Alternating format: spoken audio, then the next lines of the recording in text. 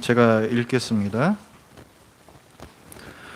우리가 로마에 들어가니 바울에게는 자기를 지키는 한 군인과 함께 따로 있게 허락하더라. 사흘 후에 바울이 유대인 중 높은 사람들을 청하여 그들이 모인 후에 이르되, 여러분 형제들아, 내가 이스라엘 백성이나 우리 조상의 관습을 배척한 일이 없는데 예루살렘에서 로마인의 손에 죄수로 내준 바 되었으니 로마인은 나를 신문하여 죽일 죄목이 없으므로 석방하려 하였으나 유대인들이 반대하기로 내가 마지못하여 가이사에게 상소하며 내 민족을 고발하려는 것이 아니니라. 이러므로 너희를 보고 함께 이야기하려고 청하였으니 이스라엘의 소망으로 말미암아 내가 이 쇠사슬에 매인 바 되었노라. 그들이 이르되, 우리가 유대에서 네게 대한 편지도 받은 일이 없고 또 형제 중 누가 와서 네게 대하여 좋지 못한 것을 전하든지 이야기한 일도 없느니라. 이에 우리가 너희 사상이 어떠한가 듣고자 하니 이 파에 대하여는 어디서든지 반대를 받는 줄 알기 때문이라 하더라. 그들이 날짜를 정하고 그가 유숙하는 집에 많이 오니 바울이 아침부터 저녁까지 강론하여 하나님의 나라를 증언하고 모세의 율법과 선지자의 말을 가지고 예수에 대하여 권하더라. 그 말을 믿는 사람도 있고 믿지 아니하는 사람도 있어 서로 맞지 아니하여 흩어질 때에 바울이 한 말로 이르되, 성령이 선지자 이사야를 통하여 너희 조상들에게 말씀하신 것이 옳도다. 일러스되, 이 백성에게 가서 말하기를 너희가 듣기는 들어도 도무지 깨닫지 못하며 보기는 보아도 도무지 알지 못하는도다.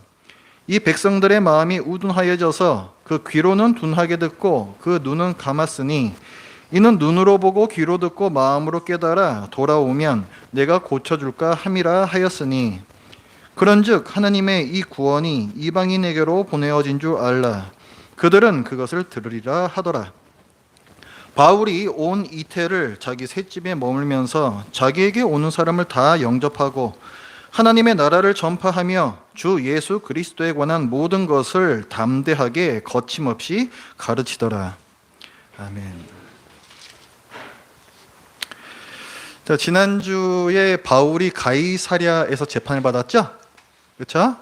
그래서 가이사랴 총독은 석방시켜 주려고 그랬는데 유대인들 눈치를 보느라고 석방을 안 시켜주는. 그래서 얼마 갇혀 있었다고요? 거기에서 2년이나 갇혀 있었습니다. 2년이나. 그래서 바울이 이제 이런 부당한 상황에 대해서 로마 황제에게 상소하겠다 합니다. 사실 바울은 자기 무죄 석방을 위해서보다는 일찍이 주님께서 바울에게 네가 예루살렘과 로마에서 나를 증언하여야 하리라 라는 약속과 말씀 때문에 로마로 가려고 하는 거예요. 그러니까 바울은 억울한 상황, 지금 유대인들의 모함으로 풀려나지 못하고 있는 억울한 상황을 오히려 이용해서 로마로 갈 수 있는 기회를 얻었다라는 것을 지난 시간에 보았습니다. 자, 그래서 이제 바울하고 이제 다른 죄수들이 로마 군인들의 감시 아래에서 배를 타고 이제 로마로 호송이 됩니다. 중간에 배가 폭풍을 만나가지고 뭐 모두 죽을 뻔하기도 하고 한 6개월이 그 항해한 기간이 6개월이에요. 그 6개월 동안 거의 이루 말할 수 없는 고생 끝에 로마에 도착을 합니다. 자, 제가 여기서 퀴즈 하나 드리겠습니다. 자, 예수님께서 예루살렘 거친 다음에 로마로 가야 한다 말씀하셨다 그랬죠? 왜 바울에게 그렇게 말씀을 하셨을까요? 왜 그렇게 바울에게 로마로 가라? 그 6개월의 그 폭풍과 그 난파와 이런 온갖 고생을 뚫고서라도 왜 굳이 로마로 가라고 하셨을까? 왜라고 생각하십니까? 손 안 드셔도 돼요. 그냥 속으로 생각해 보세요. 속으로. 흔히 이렇게 생각할 수 있어요. 로마에 아직 복음이 안 전해졌으니까 바울이 가서 이제 복음 전해라 이런 게 아닐까 생각할 수가 있죠. 그런데 그렇진 않습니다. 로마에는 이미 복음이 전해졌고 교회도 이미 있어요. 우리 예전에 잠깐 봤었는데 그 바울이 3번 전도행 다니잖아요. 그런데 그 중에 이제 그 고린도에 들렀을 때 거기서 브리스길라와 아굴라 부부를 만납니다. 근데 브리스길라와 아굴라 부부가 왜 고린도에 와 있었다 그랬죠? 로마에서 쫓겨났다 그랬죠. 추방당했단 말이에요. 왜 추방당했다 그랬어요? 로마에서 예수님을 믿는 유대인들하고 안 믿는 유대인들하고 싸움이 붙었어요. 시끄러우니까 로마 황제가 유대인들 다 나가 해가지고 쫓겨난 겁니다. 그 무슨 말이에요? 로마에는 이미 그리스도인이 있었다 없었다? 있었다는 거야. 교회도 이미 있었어요. 그때 이 교회도. 그리고 바울이 지금 이제 항해 끝난 다음에 로마로 도착을 하는데요. 그 28장 그 15절 말씀을 보시면 로마로 거의 다 왔는데 어떻게 말하고 있어요? 15절에 그곳 형제들이 우리 소식을 듣고 마중 나왔다 그랬죠. 그곳 형제들이 어디 형제들이에요? 로마 형제들은 말이에요. 로마교. 로마 교회의 교인들이란 말이에요. 이 사람들이 바울을 마중 나왔단 말이에요. 그러니까 로마에 이미 교회가 세워져 있는 거죠. 그렇죠? 자, 누가 그러면 로마에 복음을 전했을까? 정확히는 알 수가 없습니다. 그런데 여기 책을 피해 드시고 사도행전 2장 한번 가보세요. 사도행전 2장은 이제 성령 강림 사건, 오순절 성령 강림 사건이거든요. 자, 사도행전 2장에 보시면 자, 이때가 오순절 유대인의 큰 명절이기 때문에 많은 유대인들이 그 디아스포라 유대인들 여기저기 흩어지던 유대인들이 그 명절을 세기 위해서 예루살렘 성전으로 좀 올라와 있단 말이에요. 그런데 이들 중에 누가 있는가 한번 보십시오. 2장 10절에 보면 부르기아와 밤빌리아, 애국과 및 구레네에 가까운 리비아 여러 지방에 사는 사람들과 그 다음에 어디서부터 온? 로마로부터 온 나그네 곧 유대인과 유대교에 들어온 사람들과 로마에서 온 유대인과 유대교에 들어온 사람들이니까 그렇죠? 유대인들이란 말이에요. 어쨌든 유대인들 어디서 왔다고요? 로마에서 왔다고요. 근데 이 사람들이 베드로한테 이제 설교를 들어요. 오순절 성령 강림 하면서 막 시끄럽게 막 각 나라 말로 복음을 다 전하고 있으니까 밖에 있던 사람들이 저것들 뭐냐, 뭐 술 먹었냐 막 이러면서 하니까 베드로가 나와가지고 설교를 하잖아요. 그래서 예수님이 너희들이 기다리는 메시아이시다 이걸 말한단 말이에요. 그러니까 그걸 갖다가 이 로마에서 온 유대인들도 들었겠죠. 그렇죠? 그래서 이 사람들이 이제 오순절 명절 다 센 다음에 로마로 다시 가가지고 교회를 세웠을 거다라고 보통 봅니다. 자, 로마에 지금 교회가 있으면 바울이 굳이 로마로 가야 할 이유가 없지 않을까요? 복음이 이미 전해졌잖아요. 교회도 세웠었잖아요. 왜 주님께서 바울에게 로마로 가서 복음을 전하라 명하셨을까? 궁금하죠? 그렇죠? 저만 궁금한가? 궁금하셔야 돼요. 이런 거 궁금하셔야죠. 첫 번째 이유는 로마의 교회가 있긴 있었는데 굉장히 약했어요. 애들이. 근데 그 이유가 뭐냐면 아까 그 브리스길라와 아굴라 얘기했잖아요. 그렇죠? 그 로마 황제가 너희들 시끄럽다. 다 나가. 해가지고 유대인들이 다 로마에서 내쫓겼다 그랬잖아요. 그때에 그 로마 교회의 그 리더들도 다 쫓겨나왔어요. 그때. 브리스길라와 아굴라가 그 리더들 중에 속했던 사람들이에요. 이 브리스길라와 아굴라가 나중에 에베소에 가가지고 거기서 아볼로라는 사람을 만나거든요. 그 아볼로는 유대인이에요. 그래서 성경에서 잘 알고 있는데 이 사람이 막 이제 그 복음을 전하려고 하는데 뭔가 좀 어설퍼요. 세례 요한까지만 알고 있는 사람이 이 사람이. 그래서 브리스길라와 아굴라가 이 사람을 데려다가 그 부족한 부분을 채워줍니다. 제대로 가르쳐주는 거예요. 복음이란 건 이런 거야. 예수님이 바로 그리스도셔. 이거 다 완전히 채워준단 말이에요. 그러니까 브리스길라와 아굴라는 성경을 가르칠 수 있는 사람이에요. 이 사람은. 그래서 이 사람들은 로마 교회에서도 리더였습니다.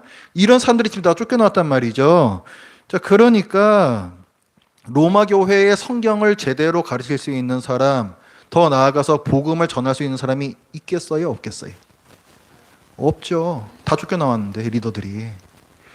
열심히 있어가지고 예수님을 안 믿는 유대인들하고 막 논쟁하던 사람들 다 쫓겨났는데 가르칠 수 있는 사람이 없는 거예요. 그러니까 여기 교회는 있으나 리더들이 없는 거예요. 그래서 바울이 그 로마 교회에 보낸 편지가 로마서거든요. 그 로마서는요, 이 바울이 오늘 지금 로마 가잖아요, 지금. 이거 전에 보낸 편지, 이거 전에. 그러니까 바울은 로마에, 자기가 한 번도 가본 적 없는 로마에 이미 교회가 세워져 있다는 사실을 알고 있어요. 그런데 지금 거기서 지금 리더들에다 쫓겨 나왔잖아요. 어렵잖아요. 가르칠 수 있는 사람이 없잖아요. 그래서 거기에다가 보낸 편지가 로마서예요. 그래서 로마서에 보면은 구원이 무엇인지가 아주 자세하게 설명이 되어 있습니다. 그게 그래서 그런 거예요, 그게. 이렇게 로마 교회가 약했기 때문에 주님께서 바울을 로마로 보내셔서 교인들에게 성경과 복음을 가르치고 또 바울 입으로 전도하게끔 하신 거예요. 그게 하나님께서 바울을 로마에 보내신 첫 번째 이유입니다. 두 번째 이유는 악의 심장부를 향한 복음의 공격이다. 이렇게 할 수가 있어요. 자, 바울이 이제 배를 타고 로마로 압송되어서 가지 않습니까? 근데 거기에서 그 하나님께서 천사를 통해서 말씀하신 게 있어요. 27장 24절 보세요.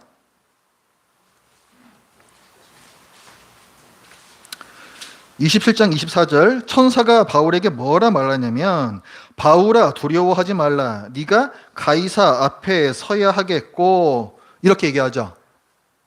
가이사가 누구라 그랬어요? 케사르, 시저, 로마 황제라 그랬죠? 그러니까 지금 바울은 누구 앞에 서야 된다? 로마 황제 앞에 서야 된다. 그게 지금 하나님이 계획하고 계시는 바예요. 당시에 로마 황제는 그 이름도 유명한 네로 황제였습니다. 네로가 폭군 네로잖아요, 그죠? 근데 처음부터 이 사람이 폭군은 아니었어요. 이 당시에는요, 요 당시에는 바울이 그 황제 앞에 나아가서 상소하노라 그랬잖아요. 그러니까 자기의 억울한 사정을 고할 수 있을 정도로 네로가 백성을 정의에 따라서 잘 다스리려고 했던 시절입니다. 그럼에도 불구하고 로마 제국은 악했어요. 그 로마서 그 1장 말씀을 보면요. 거기 이제 그 로마의 그 상황에 대해서 바울이 쭉 얘기하는데 극심하게 우상 숭배를 하고 있고 그다음에 사람들이 다 도덕적으로 심각하게 타락해 있다. 이거를 얘기해요. 그게 로마 제국이에요. 그게 로마 제국. 정의를 외치긴 하지만 그들의 도덕적인 수준은 매우 낮았고 수많은 우상들을 섬기며 심지어 로마 황제를 신으로 섬기는 나라가 바로 로마 제국이었습니다. 악한 나라죠. 그래서 하나님께서는 로마 황제가 복음을 듣고 회심하게 하시기 위해서 이 상소라는 절차를 통해서 바울을 가이사 앞에 세우시려는 겁니다. 자, 그러니까 바울이 로마 황제에게 복음을 전하는 것, 이게 바울을 로마에 보내신 두 번째 이유입니다. 그다음에 세 번째 이유는 가장 중요한 이유라고 할 수 있어요. 복음을 온 세상에 전파하기 위해서입니다. 자, 로마는 당시 그 최강대국이었던 로마 제국의 수도였을 뿐 아니라 온 세상의 중심이라고 불리는 도시였어요. 당시의 그 온 세상은요, 그러니까 바울을 포함한 이 모든 사람에게 있어서, 이 지역의 모든 사람에게 있어서 온 세상이라는 거는 그 지중해 바다가 있잖아요. 그거를 둘러싼 이 지역이 온 세상이었어요. 그들에게는. 멀리 못 가잖아요, 이 사람들이. 여기가 온 세상이었다고요. 그 예를 들어서, 복음에게는 세상 끝까지 가서 복음을 전할 열망이 있죠. 근데 바울이 생각하는 세상 끝이 어디냐면은 그게 스페인이에요, 스페인. 그 로마서 그 마지막 부분에 보면은 뭐라고 로마 교인들에게 얘기하냐면 내가 너희에게 들렀다가 로마 교회에 들렀다가 서바나로 가리라 이렇게 얘기해요. 서바나가 스페인이거든요. 그러니까 그 당시에 사람들이 생각하는 온 세상이라는 거는 지중해가 이렇게 있잖아요. 이렇게 있으면은 요쪽에 예루살렘 있는 그 이스라엘이 있죠. 그렇죠? 그다음에 이쪽이 그러니까 동쪽 끝이고 이쪽은 어디에 이쪽은 이쪽이 스페인이죠. 그렇죠? 여기가 온 세상이란 말이에요. 그래서 바울은 동편 끝에서 서편 끝으로 세상 끝으로 간다라고 얘기를 하는 거예요. 그게 온 세상인데 그걸 지금 누가 먹었다? 로마 제국이 먹었다. 그러니까 로마 황제는 온 세상의 왕인 거예요. 그러니까. 그리고 로마는 온 세상의 이제 중심입니다. 모든 길은 로마로 통한다라는 말이 있죠. 모든 길은 로마로 통한다. 당시 로마 제국에서 했던 얘기거든요. 그 말 그대로입니다. 로마로부터 그 로마 제국 그 넓은 곳에 다 갈 수 있는 포장되어 있는 도로들이 다 깔려 있었어요. 여러분 벤허 영화 같은 거 보시면은 그 로마 군대의 그 주력이 뭐예요? 전차란 말이에요, 전차. 전차가 신속하게 전쟁을 수행하려면은 포장도로가 있어야 돼요. 그렇죠? 자동차와 똑같은 거예요. 자동차 똑같은 거. 그래서 이 로마 제국에서는 곳곳에 다 이 포장도로를 다 깔아놨습니다. 그런데 이게 물론 이제 군대가 이동할 때에도 유리하기도 하지만 길이 잘 닦여 있으니까 사람들이 또 쉽게 오고 가고 할 수 있겠죠. 그러니까 무역이 발달해. 이것 때문에 무역이 또 발달을 해요. 그러니까 또 사람들이 많이 여행을 다닐 수가 있습니다. 자, 지리적인 접근성이 굉장히 용이하다. 이런 부분이 지금 로마 제국이 하나 있는 것이고, 로마 제국 안에서는 공용어가 있어요. 이 큰 이 땅에서 헬라어라는 거, 그리스어, 헬라어 하나만 알면은 어디서든지 다 의사소통을 할 수가 있습니다. 그리고 이 당시에 교회는요, 이미 헬라어로 번역된 성경이 있었어요. 신약 성경이 기록되기 전이기 때문에 구약 성경을 말하는 겁니다. 구약 성경은 원래 히브리어로 되어 있거든요. 그런데 워낙 그 알렉산더의 그 마케도니아 제국이잖아요. 걔네들도 그 헬라어를 쓰거든요. 그때부터 이 로마 시대까지 이 헬라의 문화가 계속해서 이제 다 지배해 왔기 때문에 이스라엘의 그 디아스포라 유대인들이 있죠. 여기저기 흩어져 있는 사람들. 이 사람들이 성경을 이해하는데 히브리어를 다 까먹어가지고 자기네들 말을 모르는 거예요. 그래가지고 이 유대교에서 헬라어로 이거 다 번역을 다 했습니다. 구약 성경을. 그게 70인경이라는 거예요. 참고라도 70인경이라는 건 뭐 책 보다 보면 가끔씩 나옵니다. 그게 70인경이에요.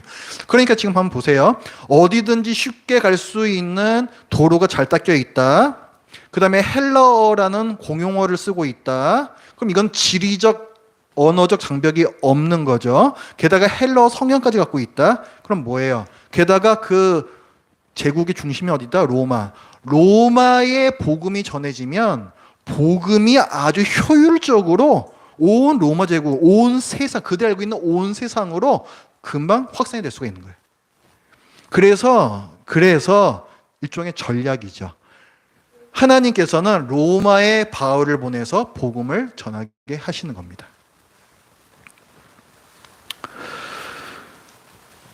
그렇게 해서 바울이 이제 로마에 가서 복음을 전하고 이 복음이 로마를 넘어서 온 세상을 향하여 힘차게 진군하기 시작한다라는 내용이 그게 오늘 본문이에요. 그게 오늘 본문이에요. 그게. 바울이 로마에 도착한 후에 다른 죄수들과 같이 함께 감옥에 감금되지 않습니다. 그 16절에 보면은 바울은 자기가 거기서 집을 하나 렌트를 해요. 그 새 집을 하나 얻어가지고 거기에서 자기가 삽니다. 조건이 있어요. 로마 군인이 그 집을 지키고 있어요. 그래서 밖으로 못 나갑니다. 가택연금이라고 불렀어요. 가택연금. 집에 갇혀있는. 그러면서 이제 그 재판을 기다리거든요. 특혜라고 할 수 있죠. 특혜. 근데 이 특혜는 일단 바울이 로마 시민권자였다는 점. 그게 중요한 이유고, 그리고 아직 바울이 상소를 한 상태이기 때문에 죄인이 아니죠. 죄인이 아니란 말이에요. 혐의는 있을 수 있으나 죄인은 아니기 때문에 로마 시민을 감옥에 가두면 안 되는 거예요. 그리고 앞서 가이사랴에서 그 총독이 지가 다 들어보니까 얘 죄 없네라고 이미 판단했죠. 그러니까 호송을 시키면서 다 얘기를 해 놓은 거예요.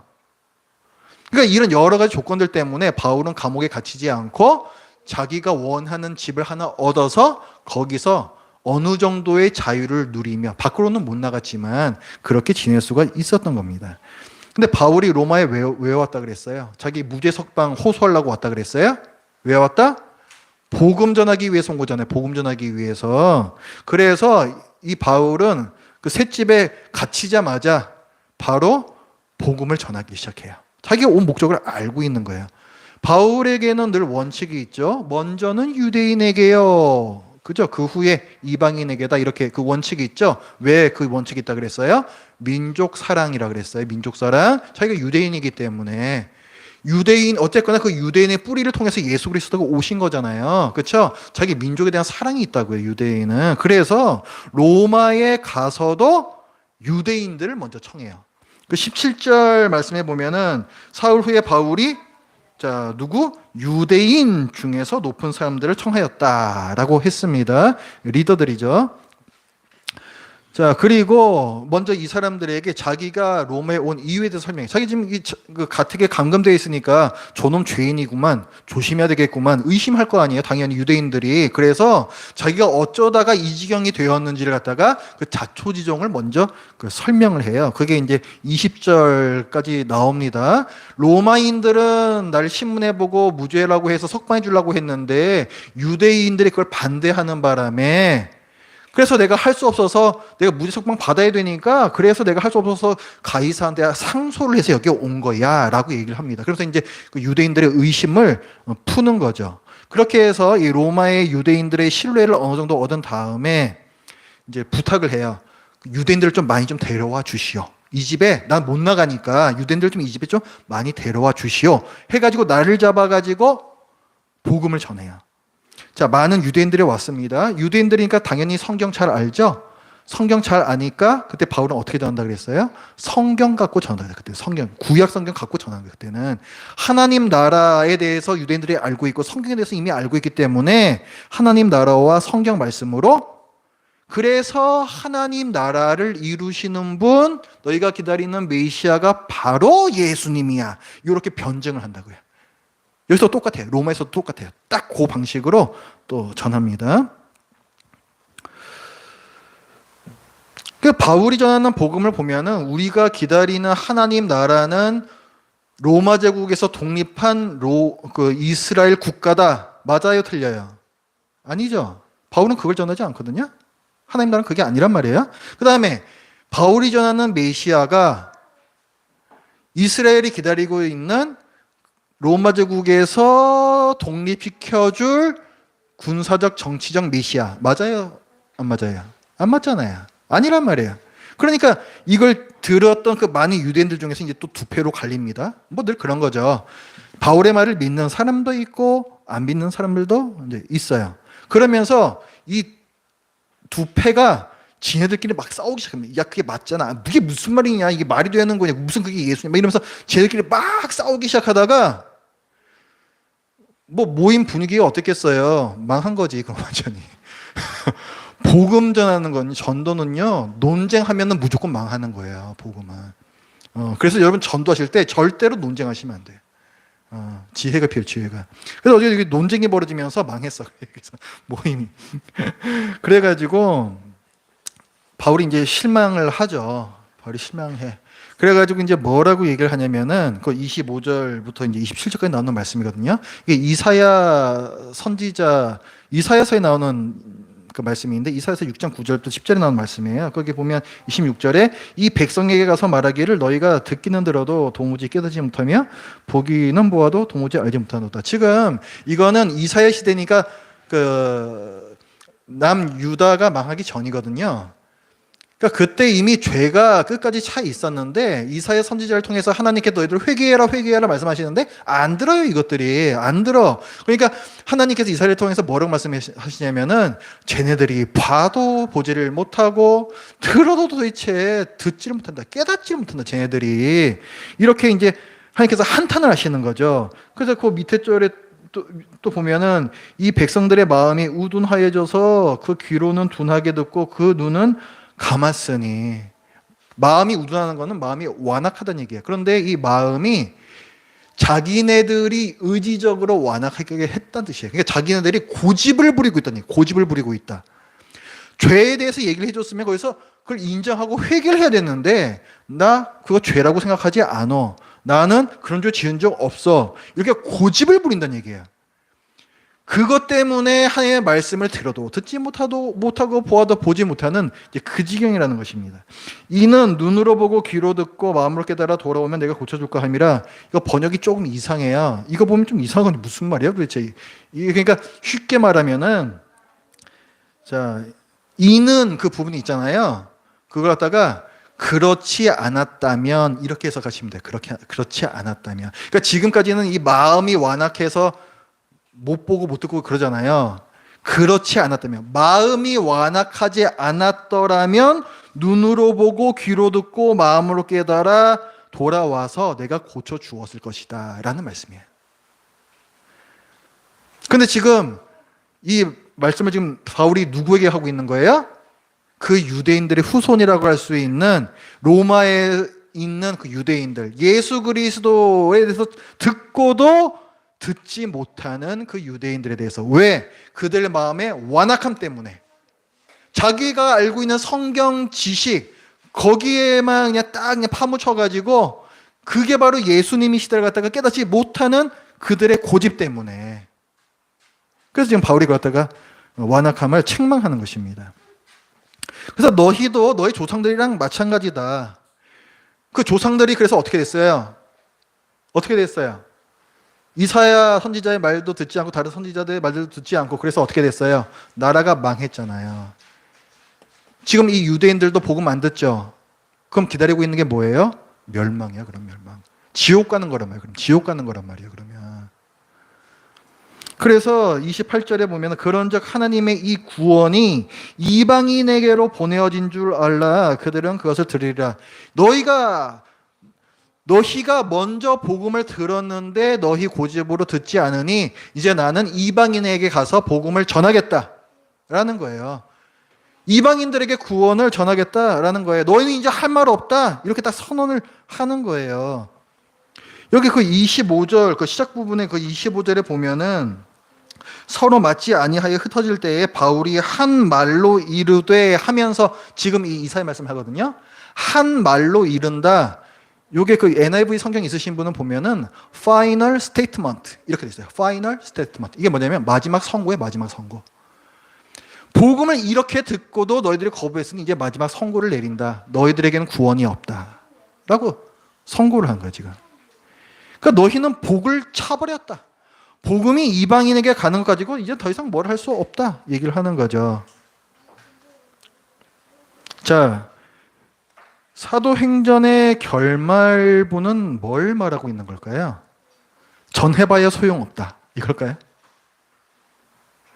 복음은 이렇게 전하기가 어렵다. 믿는 사람이 별로 없지만 그래도 열심히 전해라. 이걸 말하는 걸까요?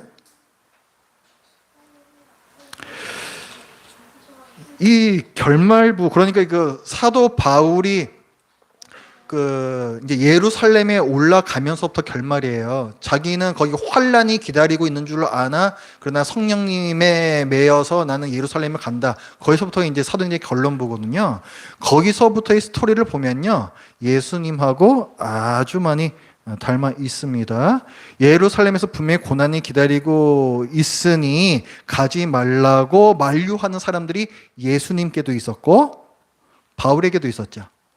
비슷하죠?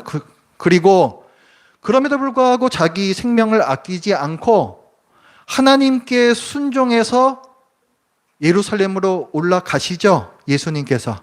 바울도 그렇게 하죠. 꼭 닮아 있죠. 그래서 예루살렘에서 유대인들에게 예수님께서 이제 재판을 받으시죠. 누구에게? 이방인 총독에게 재판을 받아요. 바울도 똑같죠. 바울도 똑같아요.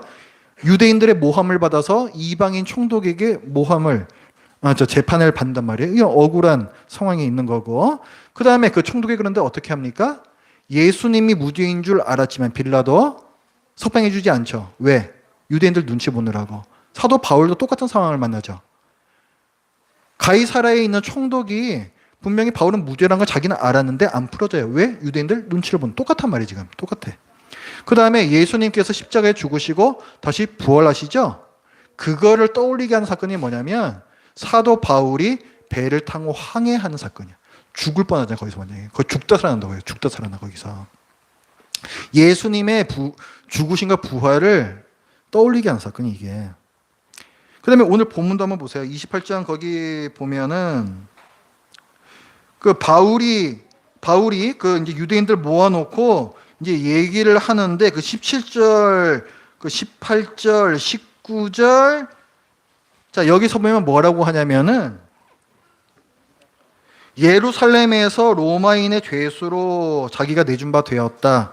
그 다음에 로마인이 나를 심문하여 죽일 제목이 없으므로 석방하려 하였으나 유대인들이 반대하기로 못 풀렸다 얘기하고 있잖아요. 이거 예수님으로 바꿔놔도 이거 아무 문제 없어요. 그렇죠? 그러니까 바울도 지가 알고 있는 거야. 나는 지금 예수님의 뒤를 따라가고 있다. 이걸 알고 있는 거죠. 그래서 얘가 말하는 게 뭐냐면 예수님이 지금도 일하신다라는 거야. 이 사도행전을 기록한 누가는 그 부분을 얘기를 하고 싶은 거예요. 예수님께서 지금도 일하고 계신다. 우리와 함께 계시면서 일하고 계신다. 마태복음 28장 마지막 부분에 예수님의 지상명령 있잖아요. 그러므로 너희는 가서 모든 민족을 제자로 삼아 이렇게 복음 전하라 나오면서 그렇게 전할 수 있는 이유가 뭐냐면 볼지어다 내가 세상 끝날까지 너희와 항상 함께 있으리라 이거잖아요. 그렇죠? 복음 전할 수 있는 이유가 여기 있단 말이에요. 지금 바울은 그 얘기를 하는 거예요. 내가 지금 복음을 전하고 있는 것은 내가 지금 예수님과 똑같은 삶을 살아가고 있는 것은 예수님께서 지금도 우리와 함께 계시며 일하시기 때문이다. 이것을 지금 말을 하는 것입니다. 예수님께서는 그분의 몸인 교회, 신자들 우리와 함께 계시며 우리와 함께 일하십니다. 그 다음에 이 결론부에서 또 한 가지 말하는 것은 성령님께서 우리에게 능력을 주신다라는 사실이에요. 그 30절, 31절 마지막 부분입니다. 30절, 31절. 자, 여기서 보면은 바울이 이제 집에 갇혀 있던 2년 동안 꼬박 만 2년 동안 이제 복음을 전하는데 31절에 보면은 자, 주 예수 그리스도에 관한 모든 것을 담대하게 거침없이 가르치더라. 이렇게 얘기하고 있죠? 자, 어떻게 전했다? 첫 번째 담대하게, 두 번째 거침없이예요. 이 담대하게라는 표현이 이게 어디 나온 건가 한번 보세요. 여기 책갈 피해 두시고 4장 가보세요. 4장.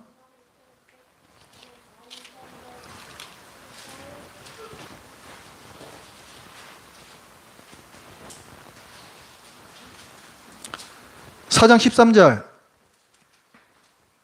같이 읽습니다. 시작. 그들이 베드로와 요한이 담대하게 말함을 보고 거기까지.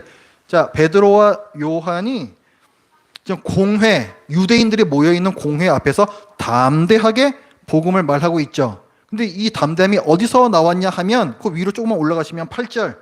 자, 이제 말하기 시작하는 부분이에요. 8절 같이 읽습니다. 시작. 이에 베드로가 성령이 충만하여 이르되 이렇게 나오죠. 담대함이 어디서 나온 거예요? 성령 충만해서 나온 것입니다. 그 다음에 4장 31절도 보세요.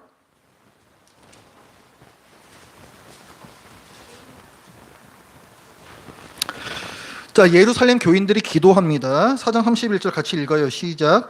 빌기를 다함에 모인 곳이 진동하더니 무리가 다 성령이 충만하여 담대히 하나님의 말씀을 전하니라. 여기도 담대히 나오죠.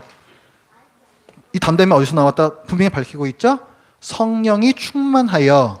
그러니까 담대함은 어디서 나오는 거예요? 성령이 충만함에서 나오는 것입니다. 그러니까 지금 오늘 본문 다시 넘어와서 그 31절에 바울이 담대하게 가르쳤다 그랬잖아요. 이건 무슨 말이에요? 성령 충만하여 성령님의 능력으로 전하고 있다라는 말입니다. 그 다음에 거침없이라 되어 있죠? 거침없다라는 말은 아무런 방해도 받지 않고 이런 뜻이에요.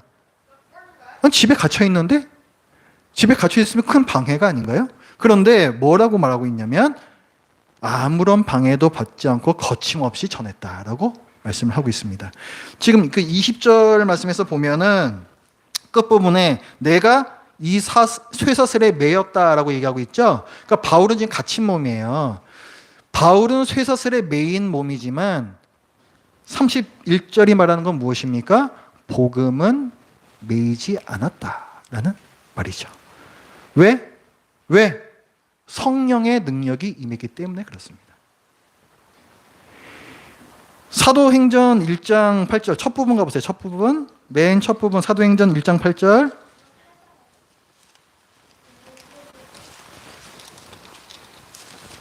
일장 8절 같이 읽습니다. 시작. 오직 성령이 너희에게 임하시면 너희가 권능을 받고 예루살렘과 온 유대와 사마리아와 땅끝까지 이르러 내 증인이 되리라 하시니라. 아멘. 자, 여기 사도행전의 첫 부분에서 어떤 약속이 주어져 있습니까? 오직 성령이 임하시면 뭘 받는다? 권능을 받는다. 담대하고 거침없이 전할 수 있는 권능을 받는 거예요. 그러니까 성령이 임하시면, 그래서 그 결과는 뭐다? 예루살렘과 온 유대와 사마리아와 땅 끝까지 이르러 증거할 수 있는 그 증인이 되는 거죠. 그 일이 오늘 마지막 부분에서 일어나고 있다고 얘기하는 거예요. 31절이 그 말씀이죠. 하나님의 나라를 전파하며 주 예수 그리스도에 관한 모든 것을 담대하게 거침없이 가르치더라. 그러니까 이 마지막 부분은 사도행전 첫 부분에 대한 성취야, 성취. 처음과 마지막에 대응하면서 약속과 성취로 끝나는 것입니다. 이게 사도행전의 구조야, 이것이. 그러니까 결론적으로 말하면, 자, 31절에 보면은 하나님의 나라, 하나님, 성부 하나님 나왔죠. 그 다음에 주 예수 그리스도가 나왔죠. 성자 하나님 나왔죠. 담대하게, 이건 뭐라 그랬어요? 성령 충만이라고 그랬죠. 성령 하나님 나왔죠. 삼위 하나님 다 나왔죠. 복음을 누가 전하고 계시는 거다? 삼위 하나님께서 전하고 계신 것이다. 그러니 사람이 어찌 막으리요? 이렇게 되는 거죠. 유대인들도 로마 제국도 복음 전파를 막을 수 없습니다. 그러니까 오늘의 본문은 하나님께서 바울을 로마에 보내신 목적이 다 성취되고 있는 현장이에요. 아까 세 가지 정도 이유를 봤잖아요. 로마 교회가 약하기 때문에 바울이 지금 와가지고 여기 이제 30절에 보면은 온 이태를 자기 셋집에 머물면서 자기에게 오는 사람을 다 영접하고 그랬죠. 그럼 로마 교회 교인들도 분명히 방문했을 거예요, 그러면. 그래서 이 사람들을 그럼 얼마 동안 가르친 거다? 2년 동안 가르친 거예요. 2년 동안. 에베소에서 바울이 만 3년을 가르치거든요. 여기서 만 2년을 매일처럼 가르친다고요. 로마 교회가 얼마 더 든든히 섰겠습니까? 그렇죠? 하나님의 목적이 이루어지는 거예요. 그리고 복음을 듣지 못한 자에게도 지금 복음 전하고 있죠? 그것도 성취됐죠? 그 다음에 온 세상에 복음을 전하기 위하여라는 그 목적도 성취된다고 지금 31절에서 말씀하고 있죠? 다 성취된 거죠, 이게. 그러니까 복음 전해봐야 안 되더라. 이게 아닙니다. 그건 전혀 본문을 잘못 짚은 거예요, 이거는. 바울은 참 역설적이게도 로마 군인이 지키고 있는 이 가옥에서 얼마나 안전해요. 유대인들이 암살하러 올 수가 있어요? 못 온단 말이에요. 로마 군인이 지키고 있는데 바로 잡히죠, 그러면은. 그러니까 이 안전한 상황 속에서 무려 2년 동안에 하나님께서 바울을 로마에 보내신 이 목적을 다 이룬 것입니다. 사도행전은 예루살렘에서 처음에 시작해요. 그렇죠? 예루살렘에서 시작한단 말이에요. 예루살렘에 이제 남겨진 제자들에서 시작한단 말이에요. 그래서 사도행전은 예루살렘에서 시작된 복음 선포가 이방 지역으로도 퍼져나가고 그리고 로마로도 퍼져나가고 이 로마에서 온 세상 땅 끝까지 이방인에게로 힘차게 확산되고 있다는 파이널 스테이트먼트. 마지막 선언으로 막을 내립니다. 그 사도행전 이 마지막 이 31절과 1장 8절의 그 서두의 약속에 매칭되는 부분, 그 부분을 잘 기억을 하시기 바랍니다. 지금은 성령의 시대이며 또 복음의 시대이고 또 구원 받을 만한 때입니다. 이때가 지나가면 예수님 바로 재림하시거든요. 재림하신 다음에는 내가 이제 알았어, 예수님 믿겠어? 없어요. 오시면 바로 심판입니다. 그래서 지금이 구원받을 만한 때예요. 예수님 재림 언제 하실지 모르고 재림하시기 전에 그래서 우리가 예수를 믿는 것이 중요한 것입니다. 오늘 보면서 본 것처럼 복음은 무엇으로도 결박할 수 없습니다. 심지어 복음을 전하는 전도자를 죽여도 복음은 죽지 않아요. 왜냐하면 복음은 죽음에서 다시 사신 주님, 그와 함께 다시 살아날 우리에 대해서 말하기 때문입니다. 그렇기 때문에 복음을 아는 자는 죽음을 두려워하지 않아요. 그래서 전도자는 죽일 수 있어도 복음은 죽이지 못하는 것입니다. 복음은 죽음이 패배한 생명, 죽음을 패배시킨 생명을 말하는 것이 복음이기 때문에 세상은 복음을 죽일 수가 없어요. 절대로 죽일 수 없습니다. 자, 사도 바울이 지금 갇혀 있잖아요. 자, 재판받기까지 갇혀 있어요. 얼마 동안 갇혀 있냐면 2년 동안 지금 갇혀 있었다고 얘기하고 있습니다. 2년이 지난 다음에 이제 그 로마 황제 앞에 가가지고 재판 받아요. 재판 받고 무죄 석방 받습니다. 그래서 풀려 나온 다음에 다시 또 복음을 전해요. 사도 바울은 그 복음 전하는 생활이 대략 한 2년 정도 되고 다시 감옥에 갇혀요. 근데 이번에는 석방되지 못하고 목이 잘려서 순교하게 됩니다. 로마 감옥에서 이제 그렇게 돼요. 로마 감옥인지 어디 감옥인지 확실하게 몰라요. 어쨌든 어딘가의 감옥에서 갇혔다가 그렇게 순교하게 됩니다. 그렇게 그래서 이제 죽음을 앞두고 있던 바울이 감옥에서 마지막으로 쓴 편지, 우리 성경에 있는 마지막 편지가 디모데 후서거든요. 그것이. 그래서 그 디모데에게 보낸 이 마지막 편지에서 바울은 이렇게 얘기해요. 디모데후서 2장 9절. 복음으로 말미암아 내가 죄인과 같이 매이는 데까지 고난을 받았으나 하나님의 말씀은 매이지 아니하니라. 이렇게 얘기해요. 자기가 감옥에 갇힘으로 말미암아서 오히려 복음이 더 퍼져나간다. 이렇게 얘기합니다. 감옥에 갇힌 자기를 보면서 다른 신자들이 거기에 격려를 받아서 기죽는 것이 아니라 바울도 저렇게 하는데 하면서 더 격려를 받아가지고 더 전도를 열심히 하게 되고, 그래서 이 복음이 점점 더 확산되어 나간다. 이걸 이제 디모데에게 그때 얘기를 하거든요. 복음은 매이지 않아요.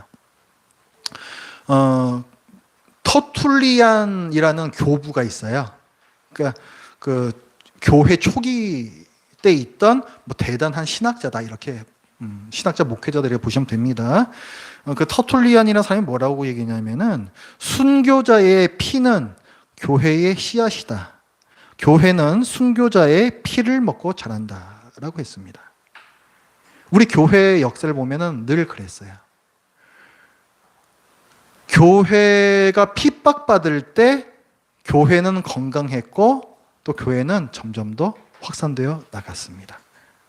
근데 교회가 편안해졌을 때, 나중에 그 로마 제국 300 몇십 년이 되면은 로마 제국에서 이 기독교를 갖다 국교로 정하거든요. 국교.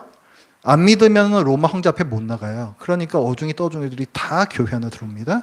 그러면서 교회가 굉장히 돈이 많아졌어요. 그런데 망했습니다. 하나님께서 보시기에 망했어요. 교회가 썩어 빠졌어요. 우리들의 삶도 마찬가지예요. 우리들의 삶에서도. 우리들의 삶 가운데에서도 복음을 위한 고난이 있으면 그 신앙은 반드시 건강해지게 되어 있습니다. 그러나 그것이 없고 편안함과 안위함과 돈과 명예와 권력, 여기서 취해 사는 단지 액세서리 뿐인 이 교회 생활이라면 그 사람의 신앙은 심각한 문제가 있는 것입니다. 절대로 건강할 수가 없어요. 절대로 건강할 수가 없습니다. 순교자의 피가 교회의 씨앗이다. 우리나라도 마찬가지죠. 우리나라에는 약 100여 년 전, 1890 몇 년, 80몇 년인가? 그때 처음으로 이제 그 외국에서 선교사님이 들어오시거든요. 어떤 분들은 진짜 죽기도 하고, 뭐 옥에 갇히기도 하고, 정말 그 갖은 그 핍박 당하면서, 그러면서 그분들이 복음을 전해서 우리가 이 자리에 있는 것입니다. 그러니까 우리는 그분들에게 아주 큰 빚을 지고 있어요.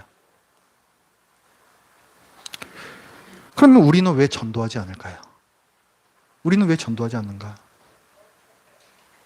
불신자들에게 매를 맞기 때문입니까? 우리가 복음 전하면 불신자들에게 매를 맞습니까? 왜 우리는 전도하지 않을까요? 불신자들에게 고발당해서 법정에 서게 됩니까? 왜 우리는 복음을 전하지 않을까요? 감옥에 갇히기 때문일까요? 왜 우리는 복음을 전하지 않습니까? 예수님 믿으라는 말하기가 부끄럽습니까? 우리는 왜 복음을 부끄러워합니까? 바울 사도는 로마서, 이 로마 교회 보낸 편지에서 이렇게 얘기합니다. 내가 복음을 부끄러워하지 아니하노니 이 복음은 모든 믿는 자에게 구원을 주시는 하나님의 능력이 됩니다. 복음이 뭘 가져온다고요? 믿는 자에게 구원을 준단 말이에요. 능력이란, 하나님의 능력이란 말이에요. 그러니까 이거 보면은 우리가 한번 생각해 봐야 되는 거예요. 우리는 왜 구원이라는 가장 값진 수익을 내는 복음이라는 자본을 가지고 하나님께서 경영하시는 사업에 참여하지 않고 있는가? 왜 도대체 그러고 있는가? 여러분에게 현금이 들어오는 그런 사업이라면 여러분 그거 마다하시겠어요? 근데 왜 우리는 복음이라는 엄청난 자본을 가지고서도 왜 구원이라는 엄청난 수익을 올리는 일을 하지를 않습니까?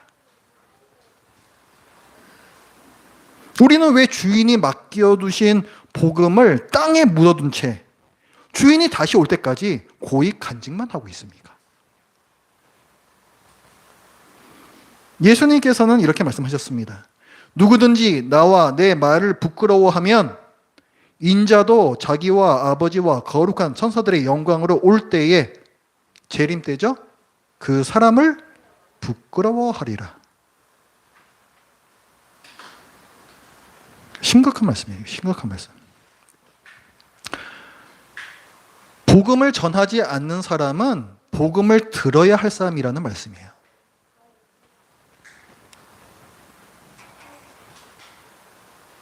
그렇다면은 나도 복음을 다시 들어야 할 사람이 아닐까? 저는 그런 생각을 해봤습니다. 전도는 해도 되고 안 해도 되는 것이 아닙니다. 지난 시간에 말씀드린 것처럼 주님의 지상명령이에요. 가장 중요한 명령이란 말이에요. 가장 중요한 명령.